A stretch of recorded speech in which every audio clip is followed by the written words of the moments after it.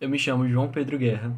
Estou gravando esse vídeo como forma de videoaula para compor a nota na cadeira de Orgânica 2 ministrada pelo professor Luiz César Rodrigues no curso de Biotecnologia na UFPB. Então, na videoaula de hoje, a gente vai falar sobre reações redox de monossacarídeos. Então, sem mais delongas, eu já vou passar para o slide.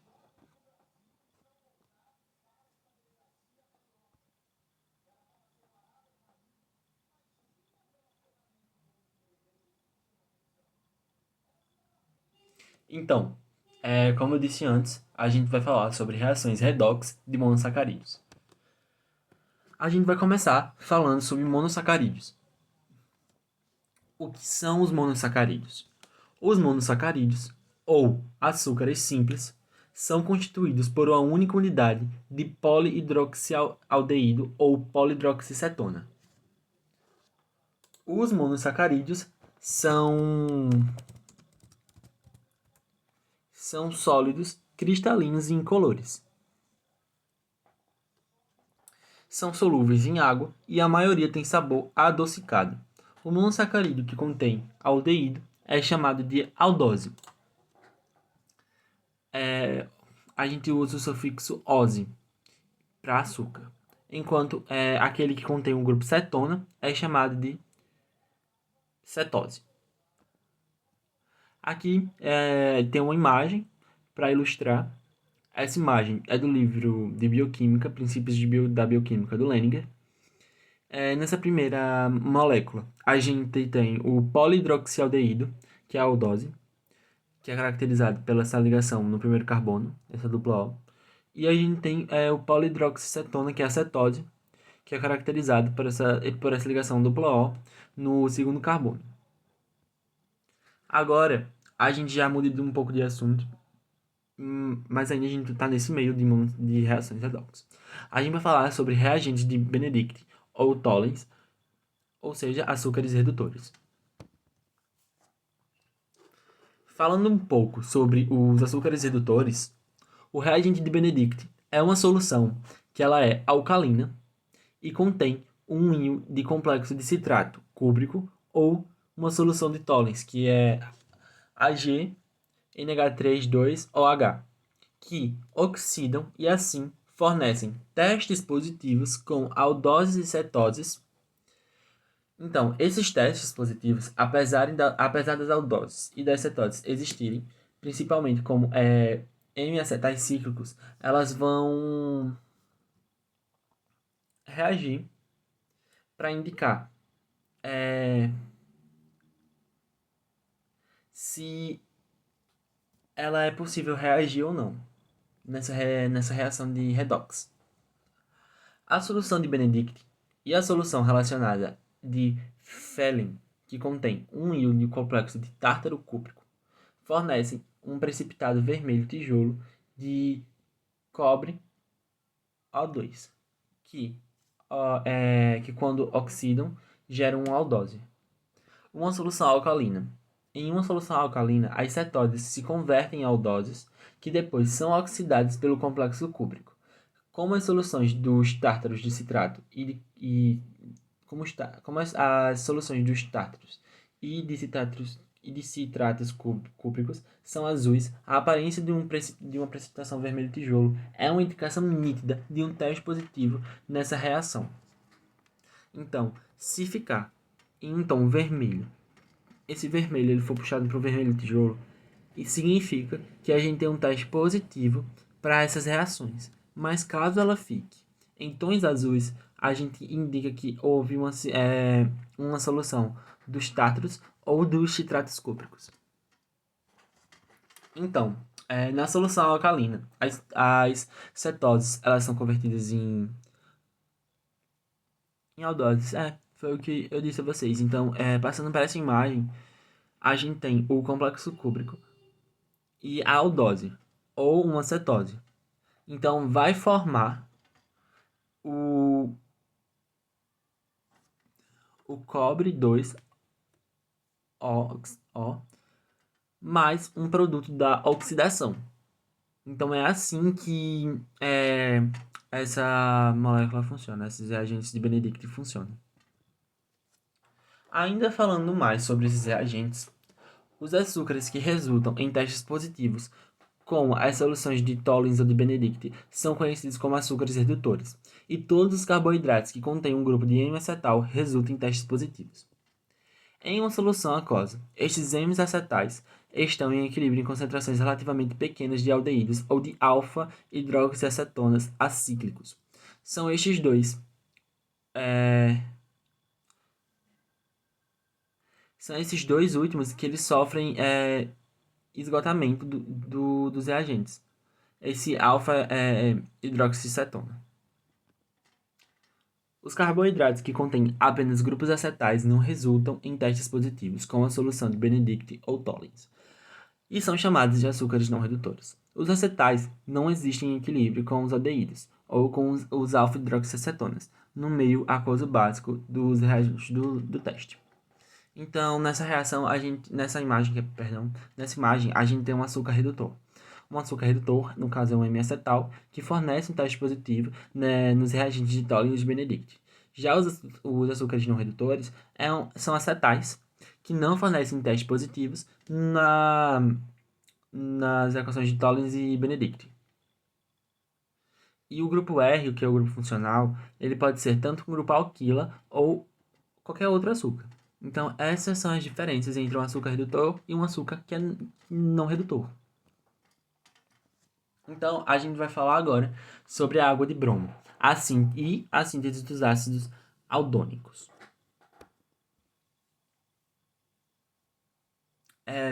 Os monossacarídeos eles não sofrem reações de isomerização, nem de fragmentação, em soluções ligeiramente ácidas. Assim, um reagente da oxidação útil para os propósitos preparativos é o bromo em água, que tem um pH em 6. A água de bromo é um reagente em geral que oxida seletivamente um grupo de CHO em um grupo de CH2OH. Ele converte uma aldose em um ácido aldônico. Nessa imagem que eu trouxe para vocês, a gente pode ver claramente isso. Primeiro, a gente tem uma aldose. Então, ela vai ser oxidada e vai gerar um ácido aldônico.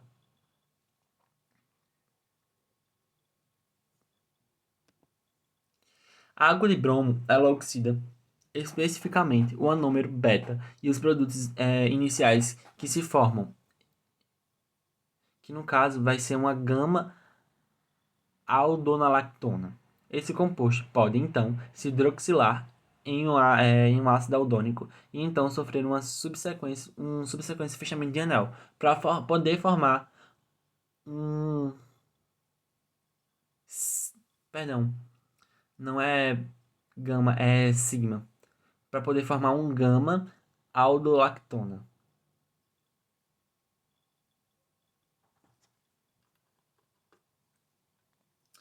Então, agora a gente pode partir para as reações de oxidação e redução no fato. Os monossacarídeos, eles são oxidados a ácidos carboxílicos. A oxidação do grupo aldeído, que no caso é aquela imagem que eu falei para vocês. Voltando aqui. Nessa imagem aqui da aldose, os monossacarídeos eles vão ser oxidados em ácidos carboxílicos. A oxidação do grupo aldeído, que no caso é esse CH, com a ligação dupla do O, resulta em um ácido aldônico. E a oxidação do álcool primário produz um ácido urônico e a oxidação de ambos resulta em um ácido aldárico. Voltando para o slide que a gente estava, era basicamente isso. Então, aquele grupo aldeído ele vai ser oxidado, que vai gerar um ácido aldônico. Então, vai sofrer o álcool primário, ele vai sofrer uma oxidação, que vai produzir o ácido urônico.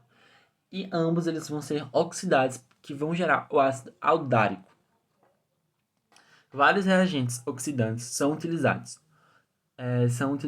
Os mais importantes são os reagentes de Benedict, que eu já falei para vocês, os reagentes de Fehling, que eu também falei para vocês, e a própria água de bromo. O ácido nítrico também e o ácido periódico. Cada um destes testes reagentes produz um efeito diferente. Os primeiros reagentes servem como os testes químicos para açúcares redutores, que no caso são os reagentes de Benedict e o de Tollens. Aldoses e cetoses são oxidadas a ácidos aldônicos pelos reagentes de Tollens. Por isso, esse reagente não serve para diferenciar aldoses e cetoses, porque ambas vão ser oxidadas e ambas vão virar ácidos aldônicos. Então, para a gente poder fazer essa diferenciação entre aldose e cetose, a gente vai ter que usar ou ácido nítrico ou ácido periódico. Então, falando sobre a oxidação pelo ácido nítrico, que vai gerar ácidos aldáricos, o que vai acontecer? O ácido nítrico diluído, que um agente que no caso vai ser um agente de oxidação mais forte que a água de bromo, vai oxidar tanto o grupo do aldeído quanto o grupo terminal CH2OH de uma aldose em grupos de CO2H. Estes ácidos dicarboxílicos são conhecidos como ácidos aldáricos. Falando agora sobre a oxidação pelo periodato, clivagem, oxidativos compostos polihidroxilados. No caso, eles são compostos que possuem grupos de hidroxila em átomos adjacentes, que vão sofrer essa clivagem oxidativa quando não tratados com ácido periódico aquoso, que no caso é o HiO4. A reação ela vai promover a clivagem das ligações de carbono-carbono e produz compostos carbonilados, que no caso vão ser aldeídos, cetonas ou ácidos. O ácido periódico ele não promove a clivagem de compostos nos quais os grupos de hidroxila são separados por um grupo intermediário de CH2, nem aqueles nos quais um grupo de hidroxila é adjacente a um éter ou a uma função acetal. Então, nessa imagem, a gente tem que essa aldose ela vai acontecer uma reação com o iodo e o oxigênio 4, que não vai haver uma clivagem. Mas, quando essa aldose ela já passou pelo processo de oxidação, ela vai poder reagir com esse iodo e oxigênio. E também não vai haver a clivagem.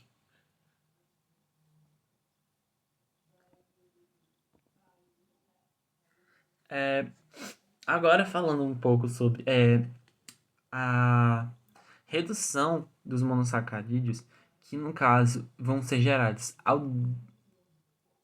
aldetóis. As aldoses e acetoses elas podem ser reduzidas pelo broideto de sódio a compostos chamados de aldetóis.